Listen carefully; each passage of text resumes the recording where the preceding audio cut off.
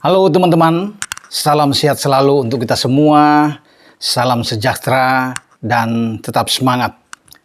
Kembali dengan saya Bung Ropan dan kita akan mereview hasil pertandingan tim nasional Indonesia untuk U20 di babak kualifikasi Piala Asia di grup F yang berlangsung di Stadion Gelora Bung Tomo di Surabaya. Pasti teman-teman semua sudah tahu hasil akhirnya tim asuhan Sintayong menang telak 5-1 atas Hong Kong. Namun di balik kemenangan ini memang harus dibayar mahal karena penjaga gawang terbaik bagi tim nasional kita itu Cahya Supriyadi mengalami benturan keras di dadanya, bahkan mungkin agak ada sentuhan juga mungkin di bagian kepala, tetapi lebih besar ke dadanya. Namun ini yang membuat kekhawatiran bagi ofisial, tentunya bagi pelatih Sintayong dan masyarakat pencinta sepak bola ketika Cahya ini harus ditanduh keluar dan masuk ke ambulans, kemudian dilarikan ke rumah sakit terdekat untuk menerima pemeriksaan lebih lanjut. Sempat tidak sadarkan diri memang Cahya ini, itu terjadi di antara menit 58 ya sampai ke menit 60-an.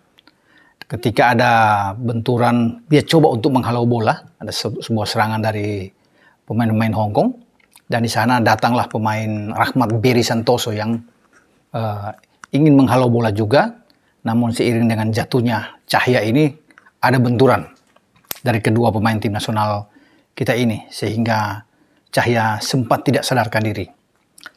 Namun alhamdulillah ya, kondisi Cahya itu di jam 12 kemarin ya, atau masuki di dini hari dinyatakan sudah membaik.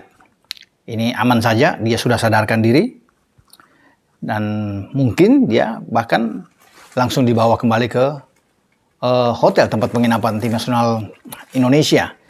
Namun kabar terakhir memang belum ada, tetapi yang paling penting di sini bahwa dia sudah bisa berbicara, sudah sadar, dan tinggal dicek oleh tim medis PSSI atau tim dokter yang ada di sana bagaimana kondisi terakhir dia.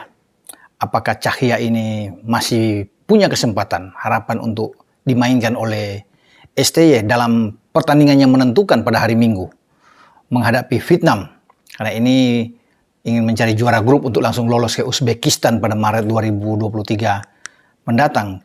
Kalau tidak, dia akan digantikan atau posisi dia ini ada Aditya Arya Nugraha yang menggantikan posisi juga Cahya ketika Cahya keluar, dan ada penalti di sana, gol balasan satu-satunya dari Hong Kong diciptakan oleh Chen Ngo-hin.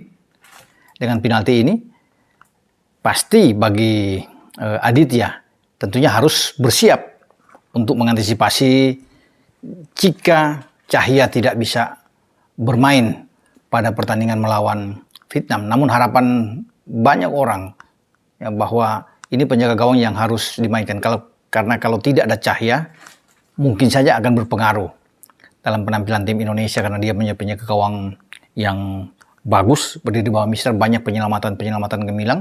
Tetapi juga kok saya lihat kemarin pergantian juga Aditya Arya masuk, dia sempat menahan penalti, walaupun itu bola rebound kembali ke lapangan dan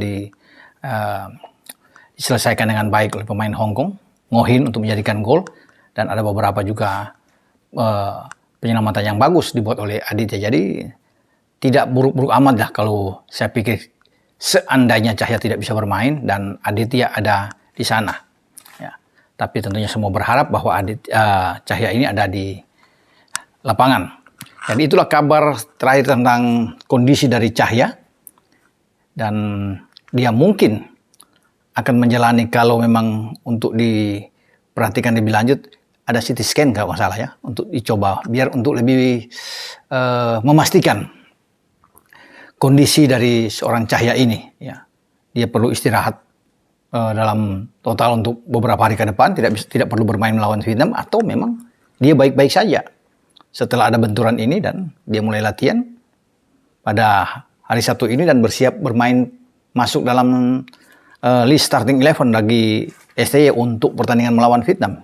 Kita akan tunggu nantinya. Namun saya ingin berbicara dalam review saya untuk pertandingan melawan Hong Kong, ini luar biasa. Luar biasa kenapa? Karena pelatih ini Sintayong ini melakukan rotasi pergantian pemain yang banyak sekali, sampai 9 perubahan dari starting line up yang dimainkan tim U20 Indonesia saat mengalahkan Timur Leste 4-0 di laga pertama. Saya pikir mungkin kalau pergantian oke lah ya. Mungkin ya 3-4 pergantian sampai 5 masih bisa. Tapi kalau sampai 9 ini kan udah di atas 90% ya. Pergantian pemain itu ada. Hanya meninggalkan 2 pemain. Pemain utama yang bermain melawan Timur Leste. Itu penjaga gawang Cahya Supriyadi ini dan Rahmat Beri Santoso. Di mana 2 pemain ini yang melakukan terjadi benturan. Ya, yang mengakibatkan cederanya Cahya ini. Jadi ini kalau saya bisa katakan ini full. Padahal menghadapi Hong Kong yang butuh pemain-pemain terbaik yang akan harus ditampilkan oleh STY. Tapi STY ini luar biasa ya. Bagaimana dia sudah mempersiapkan mungkin tim lebih untuk mengistirahatkan. Karena konsentrasi STY ada di Vietnam dalam pertandingan terakhir. Dan dia seakan sudah tahu bahwa tim asuhannya ini pasti bisa mengatasi Hong Kong lah. Ya. Dan buktinya dengan tim lapis keduanya, kalau saya boleh katakan di sini, ya itu bermain oke di babak pertama. Bagus sekali, bahkan sudah langsung 3 gol unggul di babak pertama. Sebelum ada gol balasan penalti dan Marcelino yang tidak dimainkan, itu main di babak kedua, ya mungkin di 10-15 menit terakhir, dan Marcelino menambah 2 gol, melengkapi kemenangan kita menjadi 5-1 dengan 1 penalti terakhir ya, di antara menit 85 dan 89. Kemenangan 5-1 ini penting buat kita. Kalau kita cuma menang dengan 3-1, kita akan kalah selisih gol dari Vietnam. Ketika pertandingan nanti hari Minggu bermain imbang, Vietnam akan, walaupun poin sama, akan dilihat dari selisih gol, Vietnam akan lolos. Tetapi dengan 5-1 ini berarti sama. Hong Kong juga dikalahkan oleh Vietnam dengan 5-1. Dan juga kemarin itu Vietnam mengalahkan Timur Leste 4-0. Sama seperti kita mengalahkan Timur Leste juga dengan 4-0. Ini yang menjadi menarik di grup F.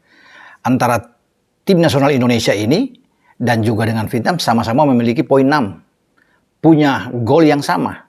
Selisih golnya ya, memasukkan itu 9, kemasukan 1. Kita akan tunggu apa yang akan terjadi nantinya pada hari Minggu ini, dan memang banyak yang mengatakan bagaimana ini dengan poin sama, regulasinya apa yang akan terjadi. Kalau saya lihat ya, ini menurut saya, di regulasi yang ada di AFC untuk U20 ini memang akan pertama terjadi dengan head to head. Jika ada 2 klub, katakan Indonesia dan Vietnam ini memiliki nilai sama yang bermain, itu akan dilihat dari regulasi yang ada. Itu kalau nggak salah di pasal 7 ya, di artikel 3 itu di AFC, itu mengatakan bahwa akan dilihat dengan head to head. Jika sama, selisih gol ya akan juga dilihat kemudian. Jika juga tetap sama, produktivitas gol juga akan dilihat di sini. Jika juga tetap sama, nanti akan ditentukan. Yang paling menentukan jika semua terjadi itu ada satu bunyi di pasal di sini. Kalau 2 tim ini punya nilai yang sama atau seri dan bertanding pada pertandingan terakhir seperti Indonesia dan Vietnam nantinya pada hari Minggu, ya, sama juga kedudukannya, ya, draw, itu bisa diselesaikan lewat adu penalti untuk bisa menentukan pemenangnya untuk menjadi juara grup. Karena di sini kan juara grup langsung lolos, ada 10 grup untuk di babak kualifikasi ini, dan ada 5 runner-up terbaik yang akan menyusul untuk lolos di samping tuan rumah Uzbekistan.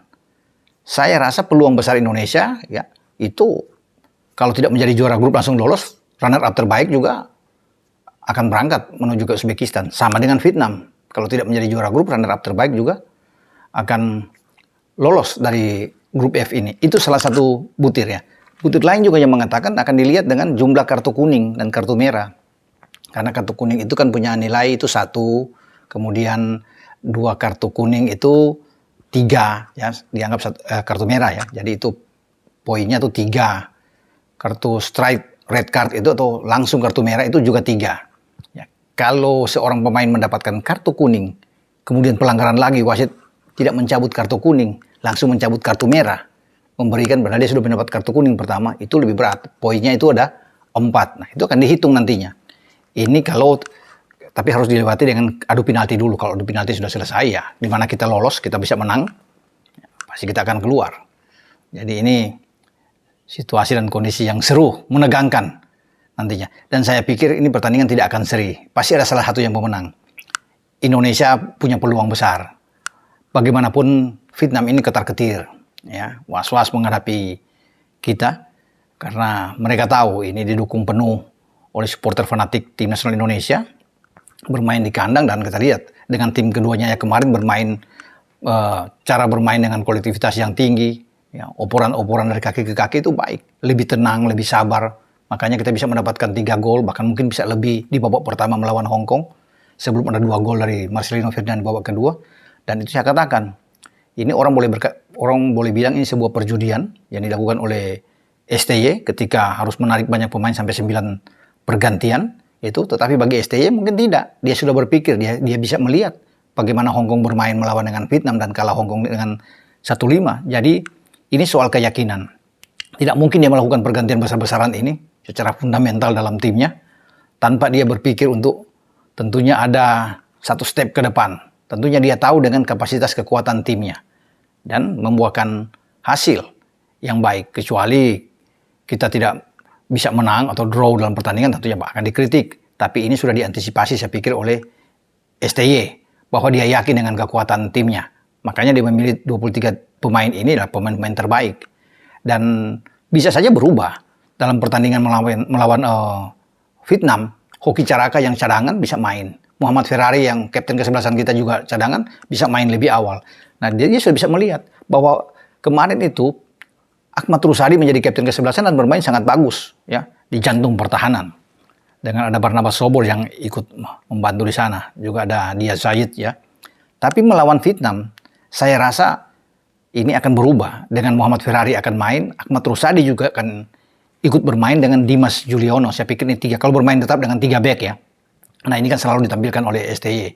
Terserah dia bermain dengan 3-4-3 atau 3-5-2. Nah, kalau 3-5-2-nya, Rabani Tasnim tetap akan tampil. Ya, kemarin dia membuat 1 gol dengan tandukan kepala dan ada 2 assist. Ini luar biasa. Bersama dengan Hoki Caraka. Bukan tidak mungkin ini akan dimainkan melawan Vietnam dengan 5 gelandang. Akan kembali dengan Kakang Rudianto bermain dari kanan. Frankie Misa yang bermain melawan Hong Kong main di babak kedua akan main sejak awal. Ini bukan tidak mungkin. Opsi akan dimainkan oleh STY.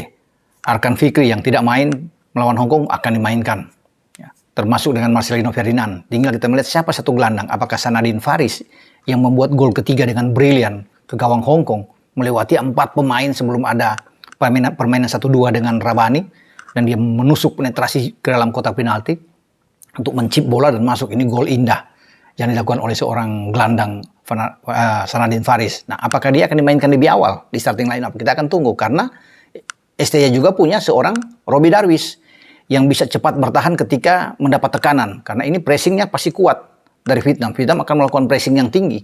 Nah, dibutuhkan pemain yang kuat dalam bertahan. Mungkin saja di sana ada Robbie Darwish yang bisa naik turun, bisa berdiri di depan Muhammad Ferrari dan juga dengan Ahmad Rusadi. Itu yang bisa dilakukan. Namun semua kan ada di STY. STY lebih tahu siapa yang akan dia mainkan pemainnya untuk menghadapi Vietnam. Dan kita akan tunggu hasilnya dalam pertandingan hari Minggu. Tetapi kita tetap yakin bahwa tim kita bisa mengalahkan Vietnam. Itu harus yakin, harus optimis. Nah, sekarang saya akan mengumumkan nama-nama pemain karena saya sudah pakai jaket ini. Ini ada 10 jaket yang diberikan oleh ACC, Astra Credit Companies, dalam rangka memeriahkan ulang tahun mereka yang ke-40, dan Astra itu memberikan hadiah yang keren, ya, kaos yang cakep, dan ada hampir 26 orang ya yang tebak benar dari sekian banyak itu, kemudian diundi keluarlah 10 nama ini. Jadi bagi teman-teman yang belum kebagian, ya, belum beruntung hari ini, masih bisa dicoba karena ada lagi jaket ini akan diberikan oleh ACC. Sudah dijanjikan oleh ACC bahwa mereka akan siap untuk bisa mendukung channel juga Bung Ropan ini, ya. Nah, saya harus bacakan ini biar teman-teman tahu siapa-siapa yang akan mendapatkan 10 jaket ini. Bagi Anda yang pemenang, silakan DM nomor HP Anda ke Instagram saya, ya, DM aja. Inilah Ropan, ya. Instagram saya Inilah Ropan. Sambung, ya. Oke. Pemenang, ya, 10 pemenang itu yang pertama adalah Paman Jai Official. Ya, Paman Jai Official, kemudian ada Stefan Poras. Yang ketiga Yul Hendra. Ya, Yul Hendra. Kemudian yang keempat itu Mita Ariyanti. Mita Ariyanti. Yang kelima itu Cah Kediri. Cah Kediri. Kemudian yang keenam juga ada Nadia Putri. Nadia Putri. Dan yang ketujuh ada Akbar Dian. Akbar Dian. Yang ke-8 adalah Riyad Mahrez. Oh, bukan Riyad ini, Riyad. Riyad Mahrez. Kemudian yang ke-9 adalah Lambemu. Dan yang ke-10 adalah Anjar Maulana. Anjar Maulana. Itulah nama-nama dari 10 pemenang mendapatkan hadiah jaket keren dari Astra Credit Companies atau ACC yang sudah menebak dengan benar. Skor akhir 5-1 untuk Indonesia.